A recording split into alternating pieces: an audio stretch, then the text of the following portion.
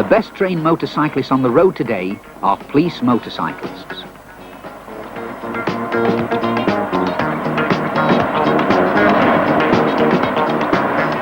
This training is based on a combination of observations and forward planning, being in the right position at the right speed at all times.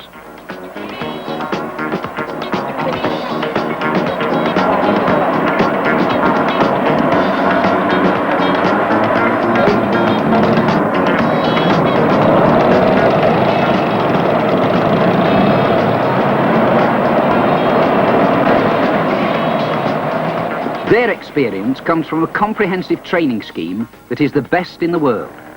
Now, this kind of training is available to all motorcyclists with a national Star Rider scheme.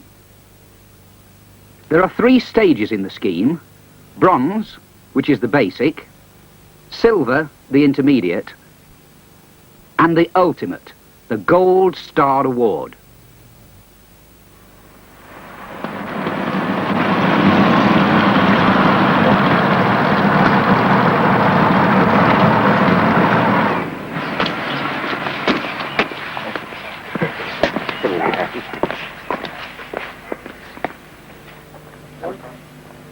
Riders taking part in one of these schemes are given a combination of theoretical and practical training. Right, we'll now have a look at the system and see how it's applied to the right-hand turn. And the first feature of the system, number 1, is course selected, taking up a position just to the left of the centre line. And the next feature is look behind, to assess the traffic situation behind you. Here, the instructor explains the system, which is a series of checks, signals, and positions which are the basis for situations on the road which require a change in course or speed. Let's look at the 7 stages of the system as applied to a right turn. 1. Course selected. 2. Rear observation, signals and speed. 3. Gear. 4. Rear observation and signals. 5. Horn. 6. Rear observation, lifesaver. 7. Acceleration. Now let's see this demonstrated in detail with the following vehicle. The rider, in his normal position, looks behind to see if it is safe to get on course to make a right turn. He signals his intention. Now on course, a further rear check and a slow down signal. After braking to reduce speed for the turn, the correct gear is selected. A further rear check is made, and if necessary, a confirmation arm signal is given. The final check, or lifesaver, is vital before the actual turn is made. This is followed by correct acceleration away from the hazard. Let's have a look at this again. Look behind. Signal. Look behind. Onto course. Look behind. Slow down signal. Brake. Gear. Look behind. Confirmation signal. Lifesaver. Turn and acceleration. In this situation, the final look behind demonstrates just why it's known as the lifesaver.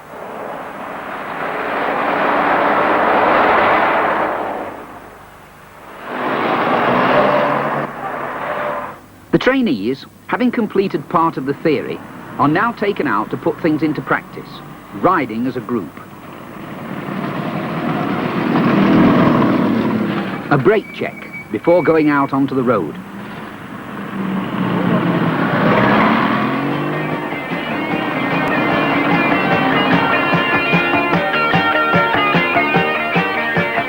The course is run over 6 weeks, and riders experience all conditions.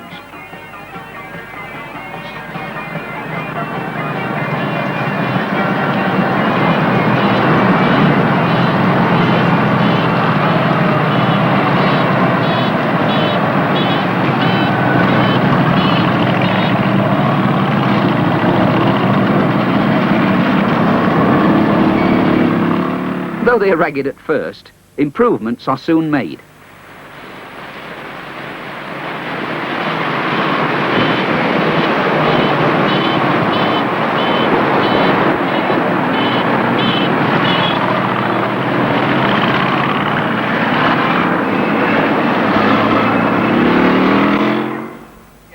The group stops at the roadside from time to time for discussions and advice. All right. During the course, practical demonstrations are given. Here, the system as applied to a crossroad.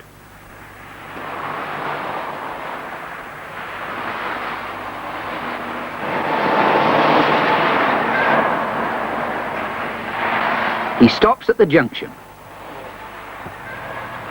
Check right. Left.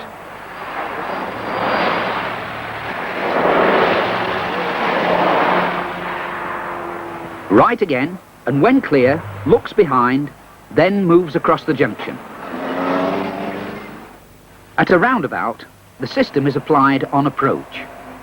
The selected course depends upon which exit is going to be used and the traffic situation. Here, leaving at the first exit.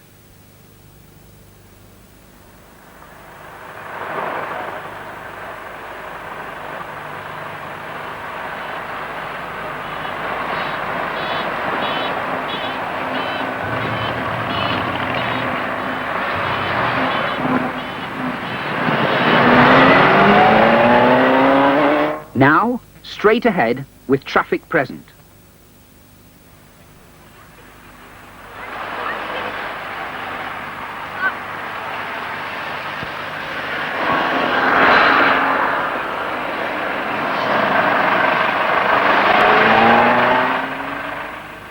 When there is no traffic present, a more direct route may be taken.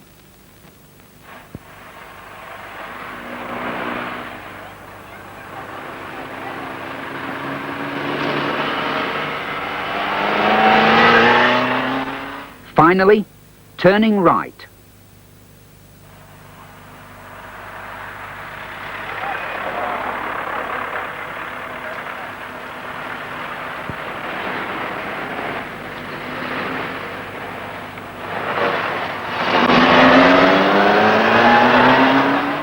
A rider must plan well ahead. His actions must be based upon what he can see, what he can't see, and any situation which he thinks may develop. A well-trained motorcyclist will really enjoy his riding, secure in the knowledge that with observation and planning, he's making himself as safe as possible on today's busy roads. The majority of accidents with motorcyclists involve other vehicles, so it's natural that the basic principles of what he can see, what he cannot see, and what he might expect must always be applied. First, what he can see.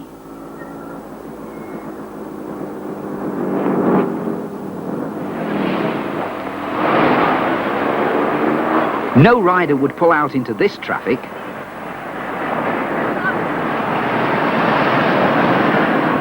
Now, what he can't see.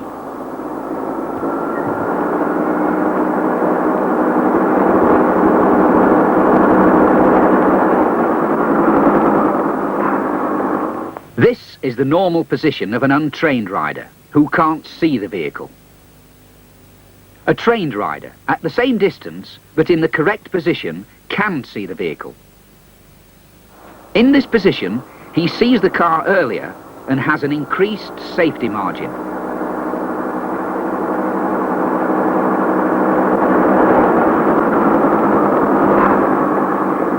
Here, an untrained rider, incorrectly positioned, together with lack of observation, has to stop suddenly.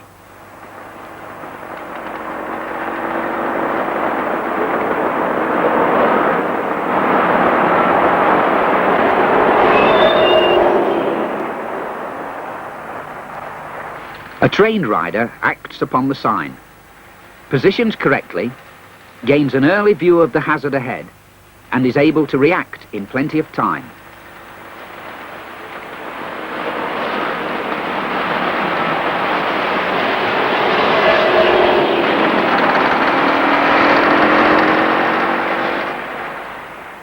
Let's see the two situations illustrated. Firstly, the wrong position, the correct position, and an increased line of vision from near the centre of the road. But for a right-hand bend, a central position restricts the line of view. By moving to the near side, a much better line of view is obtained and reveals a potential hazard. Other advantages are gained from correct positioning. A rider can increase the radius of his course, reducing the cornering forces acting upon the machine.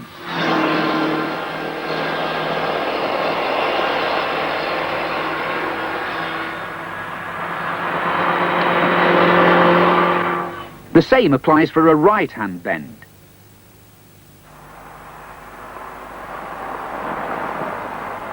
The advantage of early observation by correct positioning is obvious.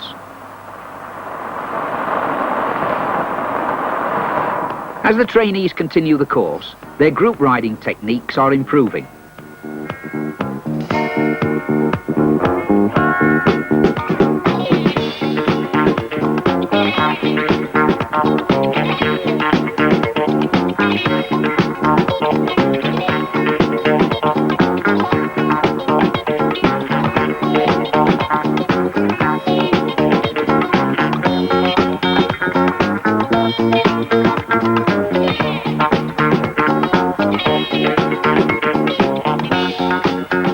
Next, a demonstration of braking at 30 miles an hour. First, our instructor uses the rear brake only.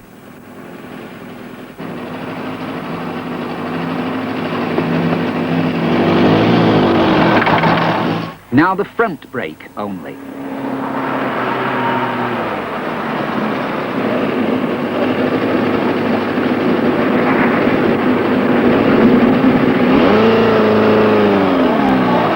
This time, a correct combination of both front and rear.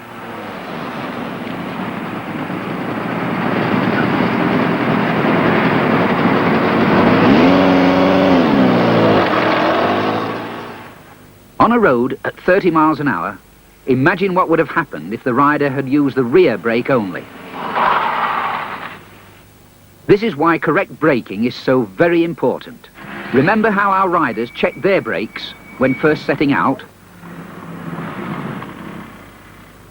Riders must at all times be prepared for changes in the road surface conditions and vary their speed and braking accordingly.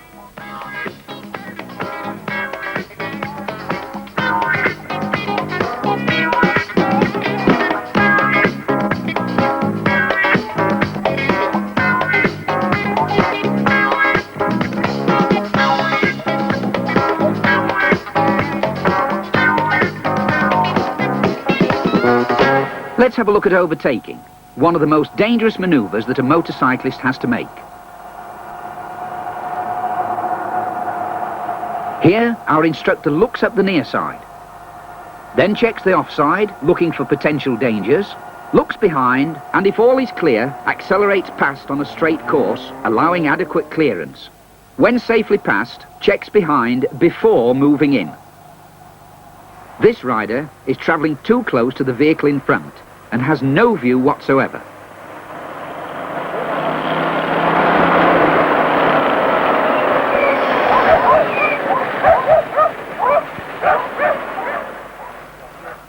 Here, by correct positioning, the rider has seen the vehicle in front of the van and the road junction.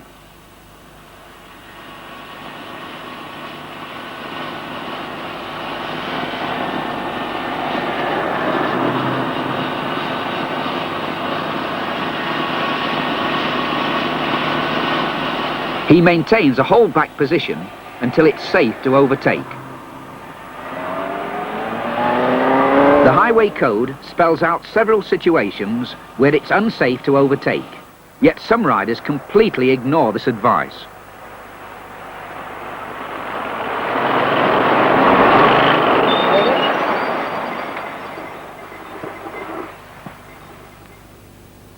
Here we have a 3-lane carriageway, near side, offside and suicide.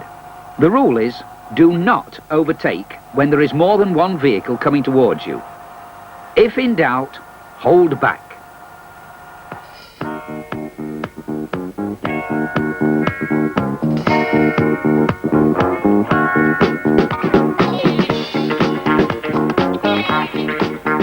As the course nears its completion, individuals spend many hours putting their training into practice, ready for the big day.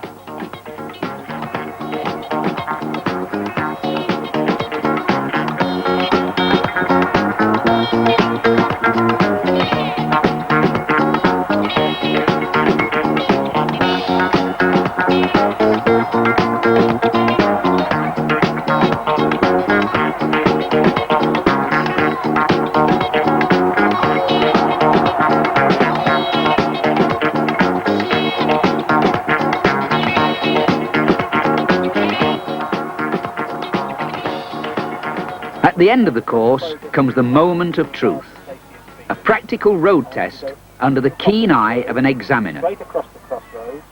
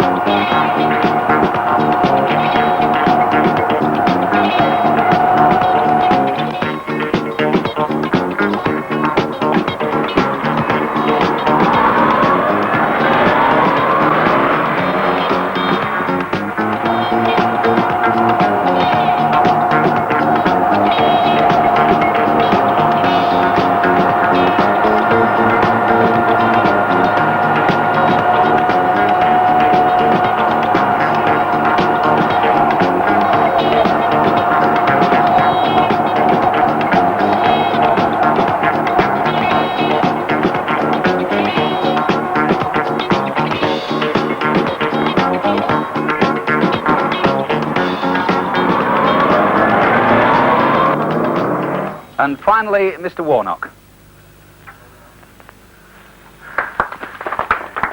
Less than 50% of applicants are successful, so it's a great honour for a rider to reach the standard of a Gold Star Award. A rider who has achieved this standard can now use his motorcycle safely in the knowledge that he has reached the top level in motorcycling roadcraft.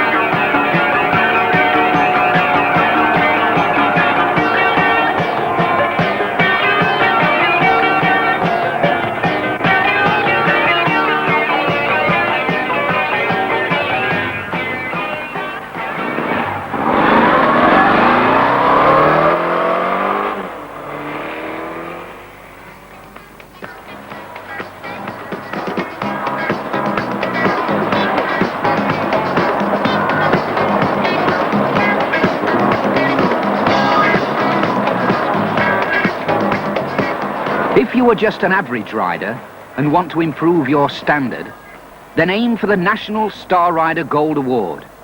This will help you become one of the finest riders on the road today.